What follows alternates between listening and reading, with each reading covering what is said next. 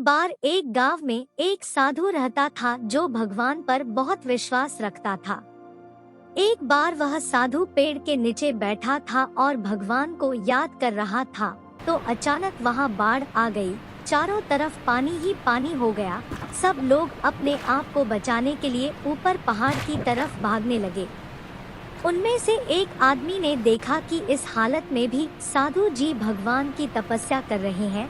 वह सोचा कि ये अपने आप को बचाने के लिए कहीं जा क्यों नहीं रहे हैं। तो उसने साधु से बोला, अरे आप कहीं जा क्यों नहीं रहे हो, आप भी मेरे साथ ऊपर पहाड़ की तरफ चलो, नहीं तो डूब जाओगे। साधु बोले, अरे हमें क्या होगा, मैं भगवान की इतनी तपस्या करता हूँ, मुझे कुछ नहीं हो सकता, मुझे भगवान अपने आप बचाएगा।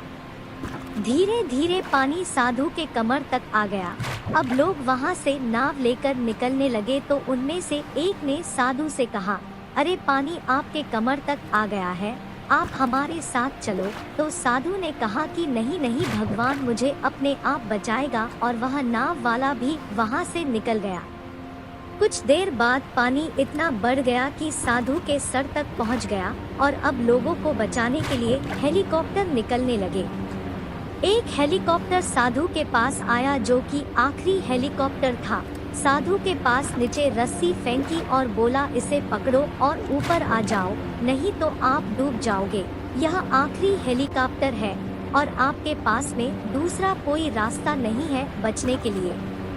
साधु ने कहा, यह रस्सी वापस ऊपर खींच लो और आप चले जाओ, मुझे भगवान के ऊपर पूरा भरोसा है, वह मुझे बचा लेगा।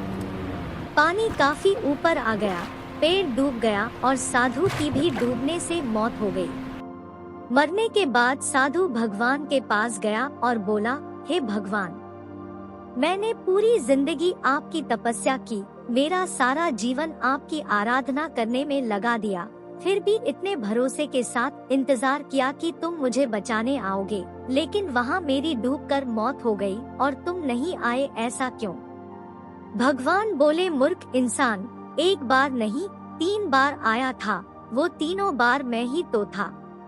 पहला पैदल, दूसरा नाव के द्वारा और तीसरा हेलीकॉप्टर के द्वारा, लेकिन तुमने मेरा एक भी अवसर नहीं पहचाना, पता नहीं किसका इंतजार कर रहे थे।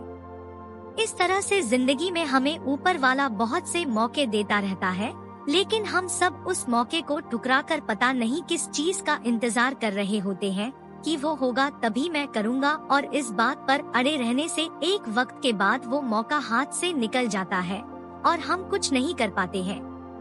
तो किसी भी अच्छे समय का इंतजार मत करो, जो भी करना है आज और अभी से ही शुरू कर दो।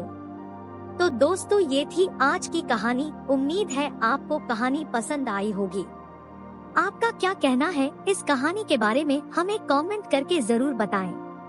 कहानी को लाइक और चैनल को सब्सक्राइब जरूर करें। धन्यवाद।